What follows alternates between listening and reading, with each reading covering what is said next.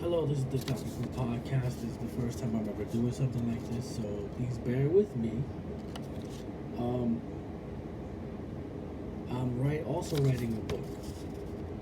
So it's called Capicu Chronicles. So I like to start by uh, by letting you know a little bit about myself. Well, not letting you know a little bit about myself too much because I've saved that for the book. But I have a thing called Capicu Chronicles that will start the podcast off every time one of them airs, and it's basically a question about myself that will be a hint, sort of, also, and have you answer that question, or maybe wonder about that question to some extent, and then in the next podcast following, there will be an answer to that question. So, the Capicu Chronicles. First question is: I was born in a hospital in Brooklyn, near Atlantic Avenue, not too far from Atlantic Avenue, down not too far from Sacred Street, from where my aunt used to live. Now it's a now defunct hospital, so if anybody can guess what that hospital is, you'll find out the answer on the next podcast. Okay, so I was going to start this podcast off with something maybe fun or goofy or whatever. That's what this podcast is going to be, sort of. It's going to be serious, serious subject matter. Some serious subject matter that needs conversation, but also we want it to be fun and goofy and enjoyable. This is not completely for people who are PC, or the PC cops, police, people who are ultra sensitive about certain things, because there are going to be goofy things that we kind of talk about, banter about. I might have some guests that will also add to the fun of the podcast. But this one, unfortunately, because of the two items I'm about to talk about in regards to, the news this past week, are, unfortunately, these won't be as fun. It won't be as fun of a podcast, but it still needs to be talked about this in regards to the things that have gone out. So the first thing I like to talk about is the Central Park situation, where the woman told the African American man that was calling her out about having a leash on her dog in that certain area of the park where it is actually a law or a guideline that tells you that you need to have your dog leashed in that particular part of the park. He was just calling this out to her, and she threatened to call the cops and say that she was being threatened by an African American man, and then proceeded to do so.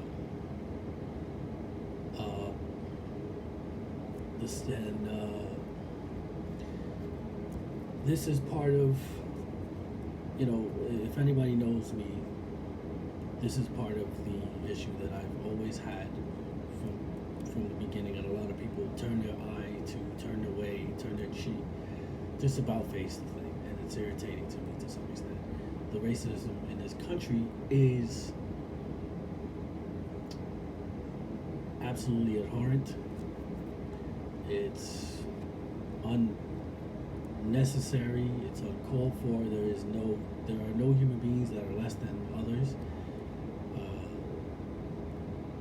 I just don't understand, you know, the deep-seated hatred that one could have for another person based on,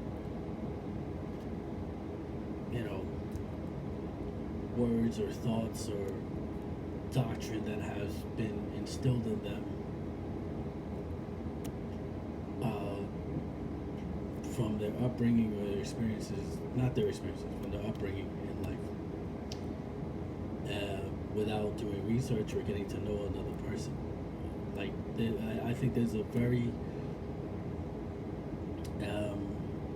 innate closed-mindedness that has gone on for far too long, and I think it's at its apex now, not only with, you know, individuals of fair skin, but it's also, you know, gone on with, you know, most other individuals now. They just, you know, everyone would rather have a like on Facebook or be followed on Twitter by thousands of people, be followed on Instagram by thousands of people, and have their postings liked for the attention that they can get from them, rather than dealing with the real issues that are facing us today that could ultimately, you know, lead to more dysfunction and more chaos. So I think that turning a blind eye to this stuff is not a good idea for us as a country. It's just, it's not fair. There's other people out there that are struggling with this, and it's not, people are, you know, being treated differently every single day. As a Hispanic, as a Latino American, we know this all too well, and of course, just like we have as Latinos experienced, you know, being treated differently as like, okay, you're just a maintainer, or you're just a custodian, or you're labeled as a landscaper or a housekeeper. And we all know that us Latinos, just like everyone else, have innate talents that give us the, you know, opportunity to evolve as human beings, but we are not given that opportunity based on the labels that have been created to, you know, kind of hold us down in that regard.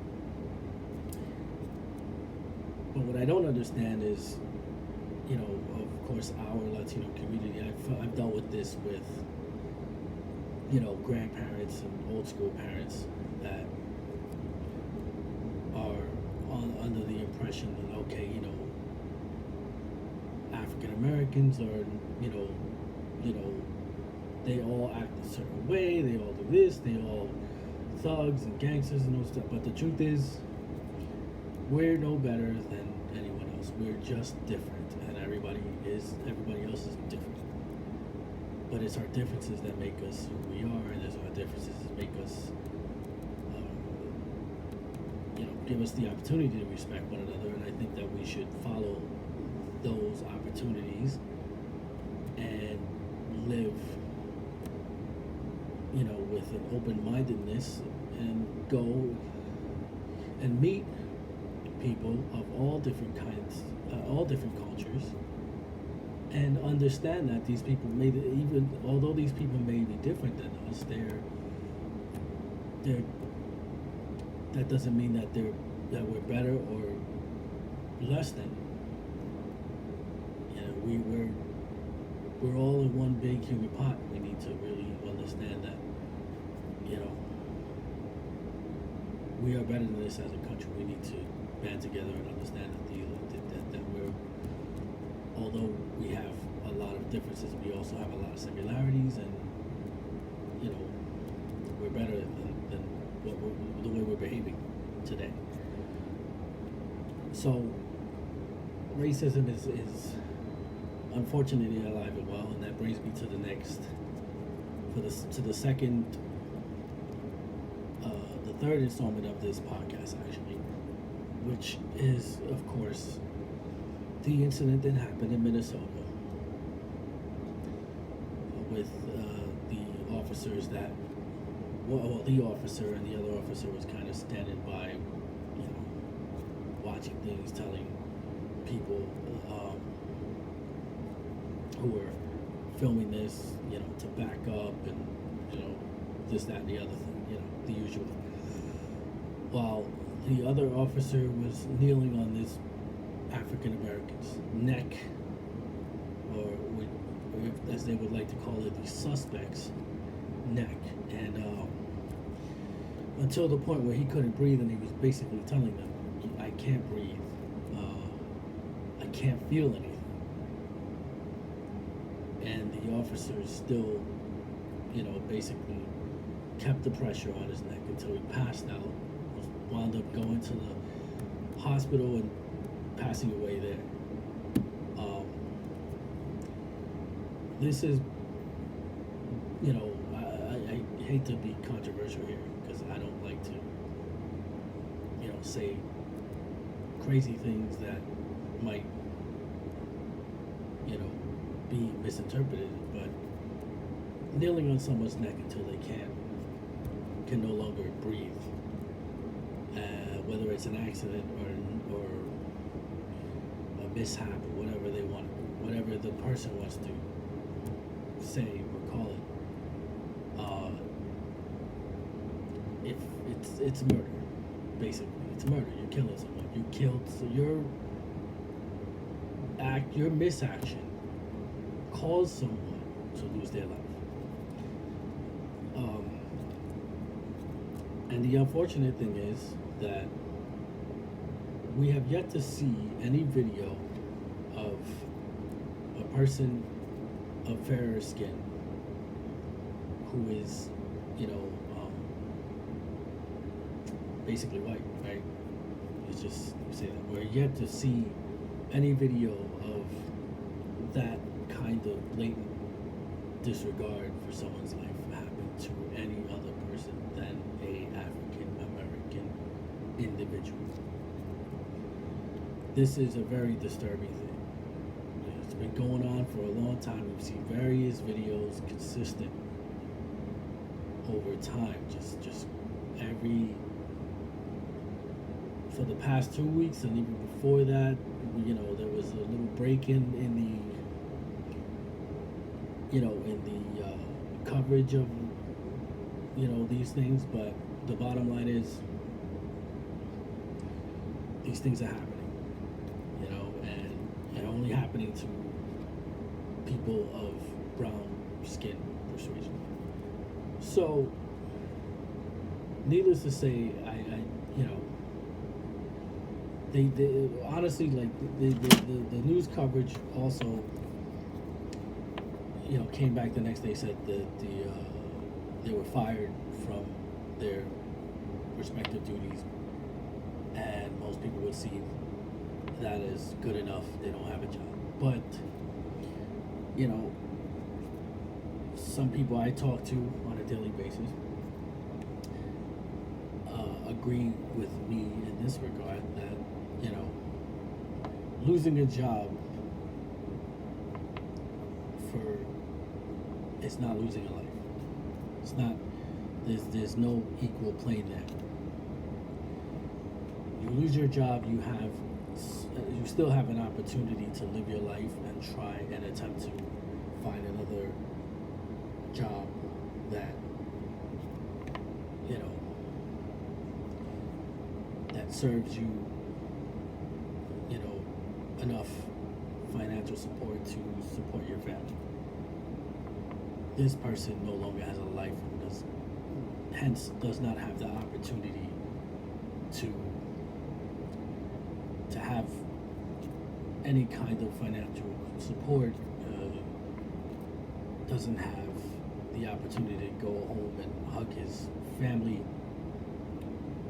doesn't have the opportunity to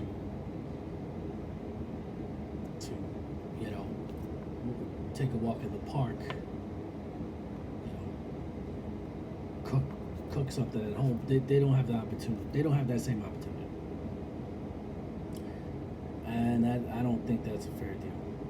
So either way, we did well in regards to,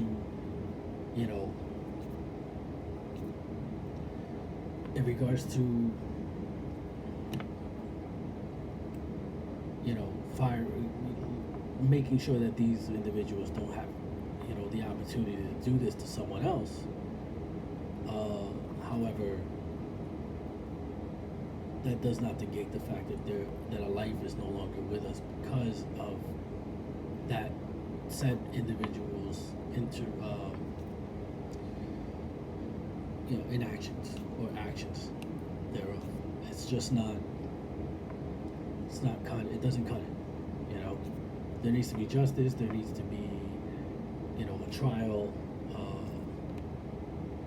They need to be charged with the murder of this person. It's just, in any other case where it's not a police officer and there's a black or Hispanic individual, case open, case closed. So there needs to be a little bit more fairness in regards to that, and it needs to start happening now. With that said, we need to do that together. This doesn't happen without pressure. We already know that. African American leaders have come out and said that we need to keep the pressure on and really push the envelope in regards to getting justice for the people that have been taken from us unjustly. So that needs to happen. It's just a matter of how long it's going to take and how many of us band together and lift our voices up together to let the powers that be in the authorities know that we want justice for the people, for our fellow human beings. And I'm a humble advocate of,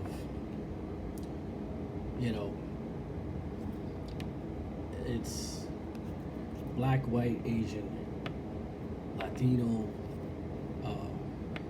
Haitian, Jamaican, you name it. I've worked with Indian, of course. I've worked with many of these individuals over the years, all the different cultures, and I never had an issue with any of them because I don't see, skin color. I don't see a difference. I see a difference in culture, and that makes me excited. I love delving into other people's culture and understanding their differences and the things that make them wonderful. For instance, I'm a big lover of Indian food. The way it's made, the way it's cooked, I'm a big proponent of spices. I love spice. And I love hanging out with, I used to work with a guy who was Indian, as a matter of fact. We worked together here in Queens, so I'm in Queens, New York. I can't say where we work, this is, that's another part of this show that I'll hint at consistently, is that if whoever wants to be on this show, as a guest, it'd be great, to have guests. But I think it's best whoever, because we'll have people who work for certain places, and based on the nature of the podcast and how it goes here and there, as far as jokes and goofing around and all that stuff, we'd rather have people use a code name or a nickname when they, when we video chat or call in or have conversations on this podcast. So, bottom line is, everybody is different, yeah, and we have different cultures, but the main purpose of all this is love. We need to get back to love and understanding that we love each other. We should love each other for who we are. We should embrace our differences and learn to respect one another, even if we don't like some of the things another person says or does, or how they act in some ways. It's easier. It's much better to use mirroring as a reference point.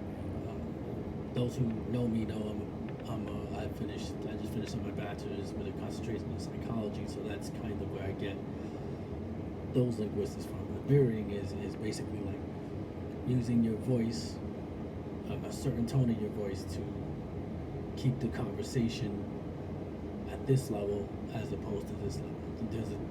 There are people, I've dealt with people where individuals who are up here in the octave, and I just kind of I stay here for as long as I have to until their octave starts to diminish to here, and that helps the conversation come back to a level of respect, because it not only calms the person's nerves and anxiety, it also helps them communicate better with you, so you can both understand each other in that way. So I think we need to practice some of that. I think we need to practice respect for one another, and like I said, there's certain things that we may not agree on here and there, but that's life, but it's better to talk about it and be open-minded about it and understand it and live a decent, balanced, communicative life with one another. So, as I wrap this up, I had to talk about that, those two items, because they were of somewhat of frustration to me, and I think we should and we can do better. So, unfortunately, this podcast was a little more serious than I wanted it to be, but this had to be spoken about because of the urgency in which these things came about this week. So, but we'll have more fun, the next time the podcast comes out. I'll be working on another podcast that will possibly be out next Wednesday or so. So enjoy. It might come earlier. I might surprise you because we have a lot of time on our hands. I'm currently, not working as of yet. We were shut down, and I'm not sure what phase we're in at this point for the reopening. So that's going to be kind of interesting. And how do we go about doing that? Because there's certain facilities of ours that are too small for social distancing, and it's going to be somewhat of an issue. Apparently, from what I heard, they might be possibly just opening the larger facilities for in regards to for business, not business, but to be able to practice social distancing in the proper way and keep everybody 6 feet apart and yada yada, the usual stuff. Now that's usual. Never thought this would be normal. So, but like I said, next podcast is gonna be more fun. And remember, from the recap from to the beginning. The Capicu Chronicles question is: I was born at a hospital in Brooklyn, around Atlantic Avenue, not too far from a highway, and also not too far from Sacker Street, where off of Fifth Avenue, where my aunt used to live in Brooklyn. It's now a defunct hospital. It doesn't exist anymore. So if you could guess the name of that hospital, as I'm writing my book, and you'll see that also in the book. If you could guess that hospital, next week you'll get your answer, and then we'll have some more fun. So, signing off, this is Capicu, and I'll see you next time on the Capicu Show.